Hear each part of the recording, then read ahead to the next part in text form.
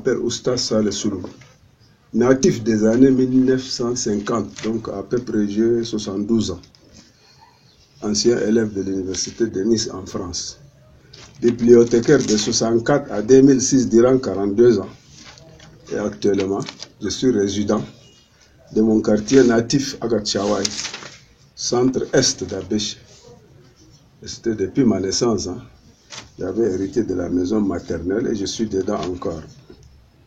Et donc nous sommes le mercredi 7 septembre 2022 qui correspond au 11 deuxième mois lunaire 1444. Et pour répondre donc aux questions, je vais commencer par l'empire du Wadaï.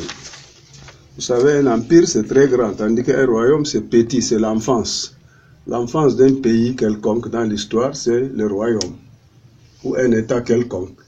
Et quand ça devient grand, quand ça inclut les diverses populations, les diverses cultures, ça devient un empire, comme l'empire romain, l'empire perse, etc., l'empire grec. Alors donc les Wadaï avaient commencé comme embryon, comme royaume, autour de la localité de Kadama. Kadama c'est dans le canton Marfa ou Adishok, entre les deux. Et c'est là où l'embryon de l'empire du Wadaï avait commencé. C'était un royaume. Et petit à petit, c'était autour de 1200. Ce royaume-là était né autour de 1200. Je dis autour parce que ce n'est pas tout à fait sûr. Et la période qui avait commencé à Kadama était peu connue, faute d'archives. Parce que les archives, il faut attendre Ouara, il faut attendre Abéché avec les explorateurs, tout ça là. C'est ça qui a fait que ce sont des périodes qui sont mieux connues que la première période de Kadama. Donc la première capitale du Wadaï, c'était Kadama. Il faut vous dire que le Wadaï porte 4 noms. Dar Wadaï, on l'appelle Dar Saleh, on l'appelle Dar Borgo et on l'appelle Dar Abdelkerim. Selon le lieu où on se trouve, par exemple en Égypte, le Wadaï s'appelle Dar Saleh. Au Soudan, on l'appelle Dar Borgo. Ici, nous l'appelons Dar Abdelkerim ou Dar Wadaï. Et l'origine du mot Wadaï avait beaucoup d'interprétations. Jamais vous aurez une explication tout à fait sûre et unique. On avait eu beaucoup d'interprétations que nous passerons sous silence parce que ça sort de notre émission. Et donc ce royaume-là avait commencé comme royaume, c'est un embryon autour de la localité de Kadama, autour de 1200 jusqu'à autour de 1500.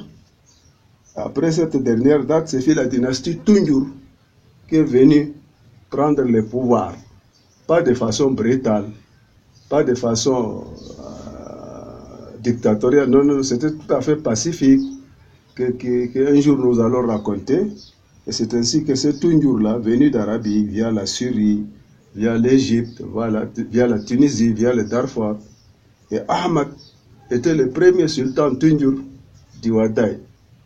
Et c'était jusqu'à 10 sultans, le 9e c'est Ouda'a, grand-père maternel de Abdelkerim, paternel plutôt, et puis le dernier c'est Daoud, avant-dernier après Abdelkerim.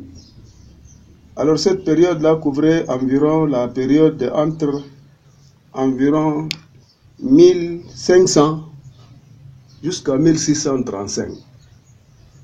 La capitale était Kadama, puis un peu Ouara, un peu au nord. Parce que Kadama c'est au sud de la route de Niamey à Béche. Et Ouara c'est au nord.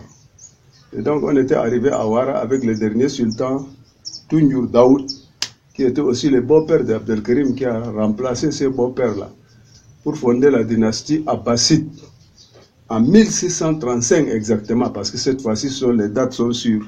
Et jusqu'à aujourd'hui, 2022, la capitale était Ouara. Et puis 1635 jusqu'à 1850. C'était la période de Ouara, c'est-à-dire durant 215 ans.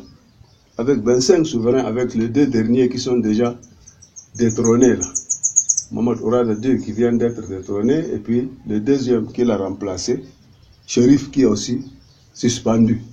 Donc c'était le 24e et 25e. Et ce sont les sultans d'Abéché. Le sultanat d'Abéché a commencé avec Chérif. C'est Chérif qui a fondé Abéché en 1850. Et il y a eu 15 sultans, 15 souverains qui ont succédé à Abéché. Et donc c'était ça à peu près Le mercredi, dès juin 1909, les forces françaises coloniales étaient arrivées et ils ont mis fin à cet empire-là, qui a duré en tout une affaire de presque 400-500 ans.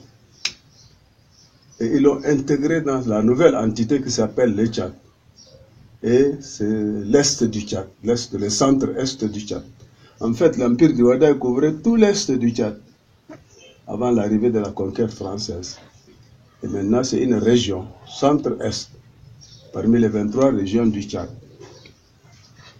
C'est ça à peu près le résumé de l'empire du Ouaddaï. Ah, et pourquoi le transfert de capitale maintenant? Pourquoi Kadama, puis Ouara, puis Abéché?